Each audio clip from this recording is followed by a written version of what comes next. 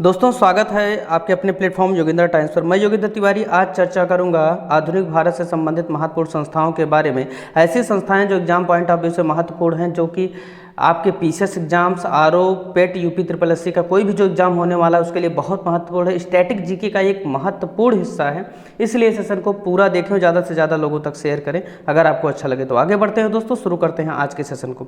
आत्मीय सभा, ब्रह्म समाज और वेदांत कॉलेज, ये आधुनिक भारत के 3 रीढ़ की हड्डियां हैं जिनकी स्थापना राजा राम मोहन राय द्वारा की गई थी। इनको याद रखिएगा, राजा राम मोहन राय, जिनके बारे में हमने पिछले सेशन में चर्चा की थी। इन्हें आधुनिक भारत एवं मध्यकालीन भारत के मध्य सेतु कहा जाता है।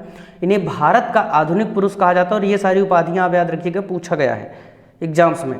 और साथ ही साथ याद रखिएगा, यही थे जो मुगल सम्राट की पेंशन बढ़वाने के लिए, अकबर द्वितीय तत्कालीन मुगल सम्राट की पेंशन बढ़वाने के लिए लंदन में गए थे, जहां पर इनकी मृत्यु हो जाती है। इस बात को आप थोड़ा सा ध्यान में रखिएगा। तो आत्मीय सभा 1815 में स्थापित हो रही, वेदांत कॉलेज 1825 में स्थापित हो रहा, ब्रह्म समाज 1828 में स्थापित हो रहा। 3 महत्वपूर्ण, तीनों के सन और तीनों के स्थापनाकर्ता के बारे में हमने आपको बता दिया है, महत्वपूर्ण है, याद कर लीजिएगा। आगे बढ़ते हैं। आदि ब्रह्म समाज। अब ब्रह्म समाज में होता क्या है, कोई भी जब सिस्टम लगातार लंबे समय तक काम करता है तो धीरे धीरे बढ़ जाता है, टूट जाता है, कुरीतियाँ आ जाती है। ब्रह्म समाज में भी कुछ कुरीतियाँ आ गई। जब इन पे हम थ्योरेटिकल सेशन जब लेके आएंगे तो पूरा चर्चा करेंगे, उसमें आपको सारी चीज़ें समझ में आ जाएगी। परंतु थ्योरेटिकल समझने के हिसाब से जरूरी है, लेकिन क्वेश्चन करने के हिसाब से फैक्चुअल इन्फॉर्मेशन बहुत जरूरी है। आदि ब्रह्म समाज केशव चंद्र सेन ने स्थापित किया, इसको याद रखिएगा। फूट पड़ जाती है, 2 भागों में बढ़ जाता है। एक तो आदि ब्रह्म समाज बन जाता है और दूसरा आप देखिए एक साधारण ब्रह्म समाज बन जाता है, जिसकी स्थापना विश्वनाथ शास्त्री ने की थी। याद रखिएगा, आदि ब्रह्म समाज के बाद जो एक शाखा बची थी, जो ब्रह्म समाज आगे बढ़ा, उसके मुख्य जो मुखिया थे देवेंद्र नाथ टैगोर थे। इस बात को आप याद रखिएगा। एक और बन जाता है साधारण ब्रह्म समाज, जिसकी स्थापना विश्वनाथ शास्त्री ने की थी।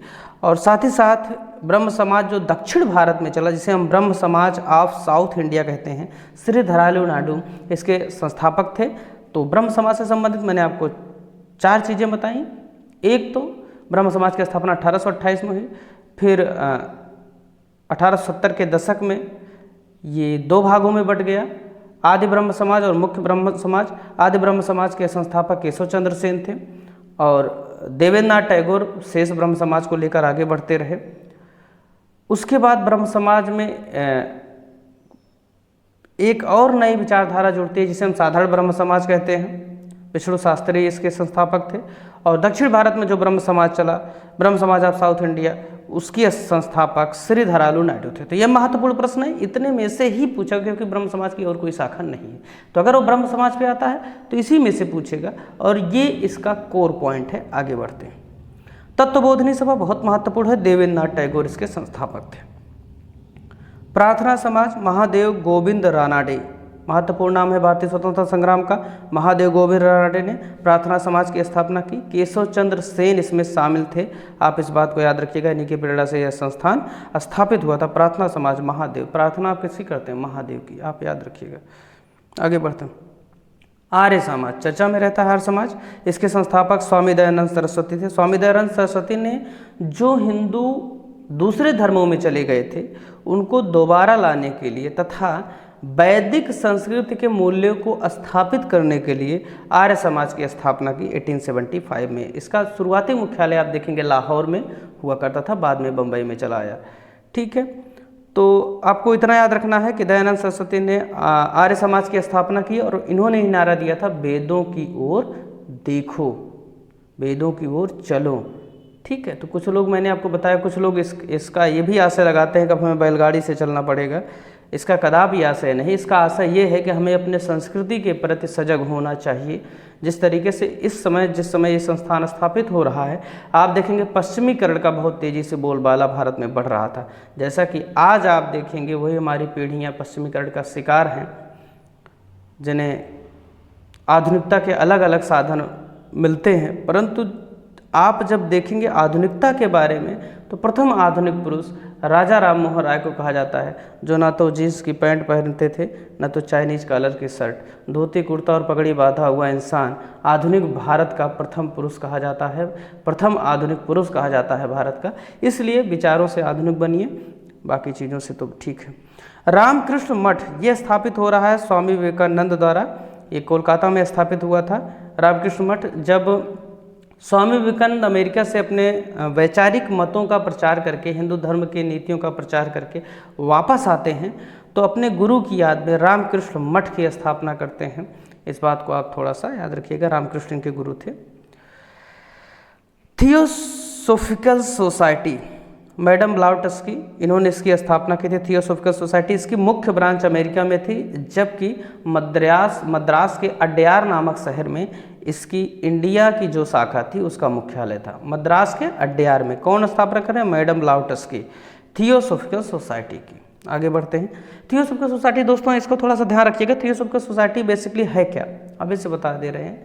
बहरहाल स्टैटिक जीके का पोर्शन है तो उस पर तो चर्चा नहीं कर सकते, लेकिन जानते रहिए थियोसोफिकल सोसाइटी में ये काम होता था कि ये ऐसे विदेशी लोग थे जो हमारे भारतीय संस्कृति के आध्यात्मिक मूल्यों से बहुत ज़्यादा प्रभावित थे। बस इतना आप जानिएगा। आगे बढ़िएगा। देवबंद स्कूल, जो कि सहारनपुर में स्थित है, इसकी स्थापना मोहम्मद कासिम ननौतवी द्वारा की गई थी, महत्वपूर्ण है। आगे बढ़ते हैं। Central Hindu college, Annie Besant Congress की अध्यक्छ बनने वाली पहली महिला हैं, तो इनको अध्यक्ष बनाया गया था कलकत्ता के अधिवेशन में 1917 में। इस बात को याद रखिएगा। सेंट्रल हिंदू कॉलेज की ये स्थापना कर रहे हैं। आगे बढ़ते हैं। नामधारी आंदोलन बहुत महत्वपूर्ण है, राम सिंह द्वारा चला गया। पंजाब में बेसिकली आंदोलन चलाया गया था। नामधारी आंदोलन को ही आगे चलकर कूका आंदोलन के नाम से भी जानते हैं, और राम सिंह को ही राम सिंह कूका भी कहा जाता है, क्योंकि ये आंदोलन इतना लोकप्रिय हो गया कि इनके नाम में ही ये आंदोलन जुड़ गया। जैसे आप देखेंगे दिलीप कुमार मुसलमान थे, परंतु उनका दिलीप कुमार नाम इतना फेमस हो गया कि वो दिलीप कुमार ही बन गए। उसी तरीके से नामधारी आंदोलन जो आगे चल कूका आंदोलन बना, इतना फेवरेट हो गया लोगों में, इतना पसंद किया जाने लगा इसके विषयों को कि राम सिंह के नाम के आगे कूका लग गया। चलिए आगे बढ़ते हैं दोस्तों। राधा स्वामी सत्संग बहुत महत्वपूर्ण है, शिवदयाल ने इसकी स्थापना की थी और आगरा में इसकी स्थापना हुई थी, इसको याद रखिएगा, इसलिए हमने यहाँ पे मेंशन किया, महत्वपूर्ण है। राधा स्वामी सत्संग, शिवदयाल साहब, आगरा में ही ताजमहल है, कभी आप देखिएगा। आगे बढ़ते हैं।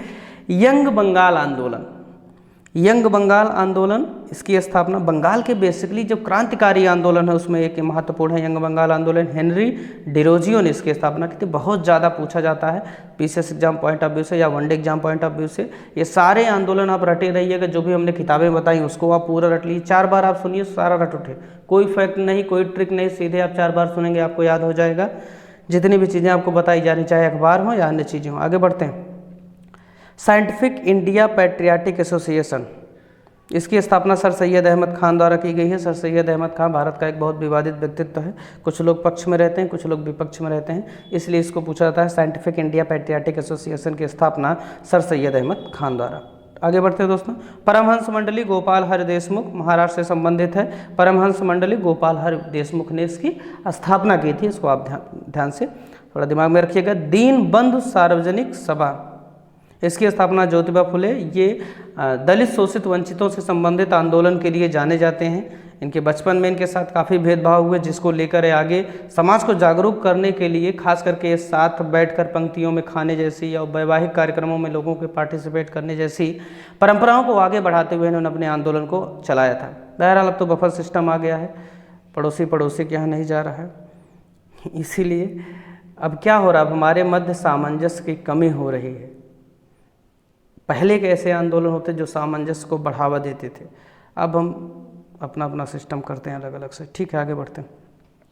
विधवा आश्रम और भारतीय महिला विश्वविद्यालय, अब से प्रश्न बनता है महिलाओं के लिए पहला विश्वविद्यालय किसने स्थापित किया? बम्बई में, डी की करवे मुंबई में स्थापित करवा रहे हैं, पूना में स्थापित करवा रहे हैं। विधवा आश्रम, विधवाओं को अधिकार देने संबंधित उन्होंने बहुत कार्य किया, प्रोफेसर थे, इस बात को याद रखिएगा।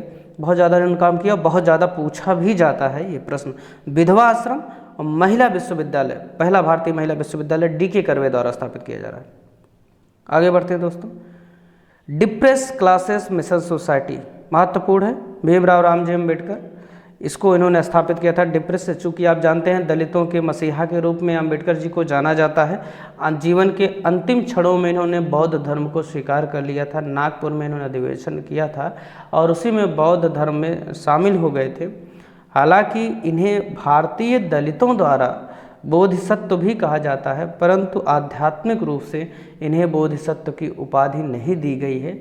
ये प्रश्न आपसे कभी भी पूछा जा सकता है। इस बात को आप दिमाग में रखिएगा कि अंबेडकर जी को बोधिसत्व की आध्यात्मिक रूप से कोई उपाधि नहीं मिली है, परंतु इन्हें इनके चाहने वाले ऐसा कहते हैं। तो आज का सेशन आपको कैसा लगा कमेंट करके हमें ज़रूर बताएं। बहुत बहुत धन्यवाद।